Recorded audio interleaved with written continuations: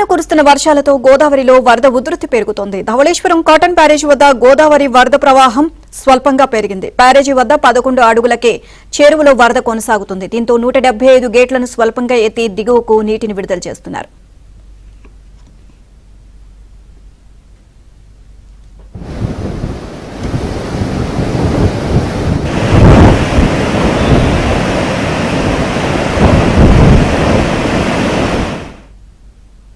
ఇదే అంశానికి సంబంధించి మరిన్ని అప్డేట్స్ మా కరెస్పాండెంట్ రాజాబాబు నాడి తెలుసుకుందాం. రాజాబాబు, గోదావరి వరద ఉధృతి అంతకంతకు పెరుగుతూ వస్తుంది. సో ఓవరాల్ గా అప్డేట్స్ ఏంటి?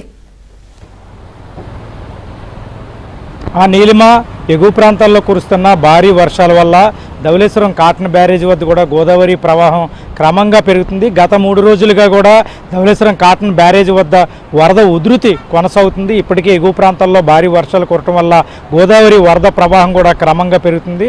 మన ప్రస్తుతం ఇక్కడ ధవళేశ్వరం కాటన్ బ్యారేజ్ దగ్గర ఉన్నాము. ఇక్కడ విజువల్స్లో చూడవచ్చు గోదావరమ్మ పరవళ్లు తొక్కుతూ ప్రవహిస్తున్న దృశ్యాలను కూడా మనం విజువల్స్లో చూడవచ్చు.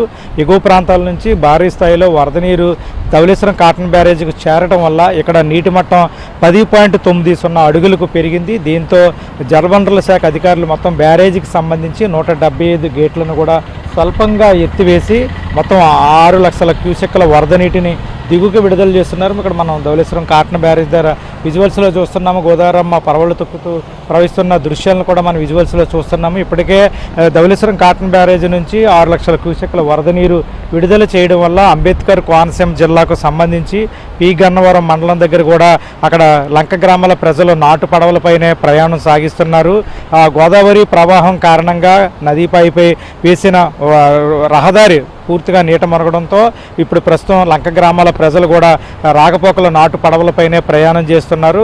ధవళేశ్వరం కాటన్ బ్యారేజ్ నుంచి భారీ స్థాయిలో వరద నీరు విడుదల చేయడం వల్ల దిగువ ప్రాంతంలో ఉన్న వైనతీయ వశిష్ట నదులు కూడా పొంగి ప్రవహిస్తున్నాయి. మనం ధవళేశ్వరం కాటన్ బ్యారేజ్ వద్ద విజువల్స్లో చూస్తున్నాము. గోదావరమ్మ పరవళ్లు తొక్కుతూ ప్రవహిస్తున్న దృశ్యాలను కూడా మనం విజువల్స్లో చూస్తున్నాము. ఇప్పటికే భారీ ఎగువ ప్రాంతాల నుంచి భారీ స్థాయిలో వరద నీరు చేరటం వల్ల ఇక్కడ పాపికొండల విహారయాత్రను కూడా తాత్కాలికంగా నిలిపివేశారు. అంటే గండిపోసమ్మ ఆలయం కూడా ప్రస్తుతం గోదావరి వరద నీటిలో మునిగింది. అక్కడి నుంచి అంటే ధవళేశ్వరం ఏదైతే గండిపోసమ్మ ఆలయం నుంచి పాపికొండల విహారయాత్రకు టూరిజం బోట్లు నడుపుతారు. ప్రస్తుతం గోదావరి వరద ప్రవాహం ఎక్కువగా ఉండడం వల్ల పాపికొండల విహారయాత్రను కూడా తాత్కాలికంగా నిలిపివేయడం జరిగింది. ప్రస్తుతం అయితే కనుక గత 3 రోజులుగా కూడా ధవళేశ్వరం కాటన్ బ్యారేజ్ వద్ద గోదావరి వరద ఉధృతి కొనసాగుతూనే ఉంది.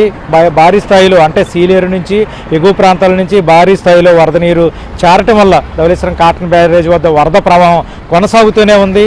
ఈరోజు సాయంత్రంకి మరింత పెరిగే అవకాశం ఉందని కూడా అధికారులు అంచనా వేస్తున్నారు. ఇది నీలిమ ధవళేశ్వరం కాటన్ బ్యారేజ్ వద్ద గోదావరి వరద ఉధృతి కొనసాగుతున్న పరిస్థితి.